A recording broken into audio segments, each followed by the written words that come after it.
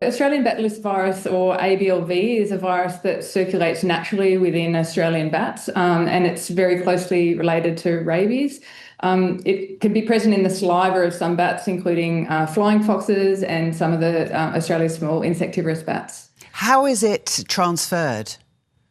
So it's important to know that you can't be exposed to the virus just by being near flying foxes or even being exposed to their feces or anything like that. The bats carry the virus in their saliva, and the exposure happens if an infected bat bites or scratches somebody, or that their saliva comes into contact with an existing wound.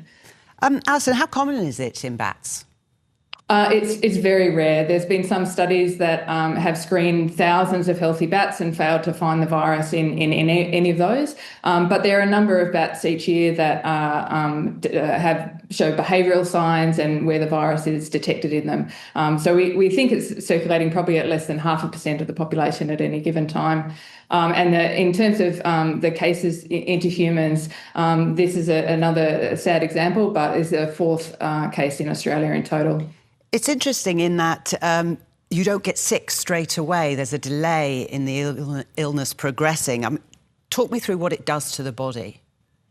Yeah, so the virus can enter the body through that wound site that I mentioned, and then it travels slowly up through the nerves towards the brain, and that takes quite a long time. And it's variable from person to person and where the bite site is. But it's only once the virus reaches your brain that you start to demonstrate clinical signs from the infection. Is there any treatment? Unfortunately, once the clinical signs are observed, there's no treatment. A vaccination? So preventative vaccination can either be administered to people who are in regular contact with bats, so things like wildlife carers or veterinarians, or in fact, similar to rabies, anyone who's travelling overseas and who might come into contact with infected animals. So there's a schedule of vaccination, and once you are immune and you have developed antibodies, then that's highly effective in preventing the infection. Or if there's somebody who's been exposed who hasn't previously been infected, then it's really important to seek medical attention immediately, because there is a treatment that generally prevents infection in taking hold and stops the virus before it reaches your brain. Alison, how great a risk is there in Australia? I'm thinking you see bats amongst houses and people everywhere in Australia. So, we've encroached on their territory and we live side by side. Yeah, I mean, absolutely. Bats are part of our natural environment, along with the many other wonderful wildlife species that we have here. The important things to remember is that bats, the infection is very rare in bats themselves, and that direct contact is needed. And so that direct contact between people and bats is very rare.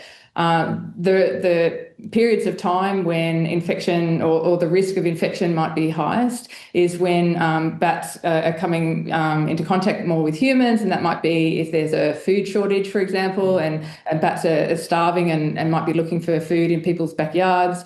Or when we have the climate-induced sort of extreme heat events where large numbers of bats can die of heat stroke and be on the ground, and many people, members of the public, are well-meaning and wanting to help those bats out, but really it's better for yourself and for the bats if you leave them alone and contact a qualified wildlife carer. Okay, can it infect dogs and cats? It potentially can, like rabies circulates in dogs around the world, but it requires that close contact and bite. So if you suspect that your dog, for example, might have come into contact with a bat, then contact your veterinarian to discuss the next steps.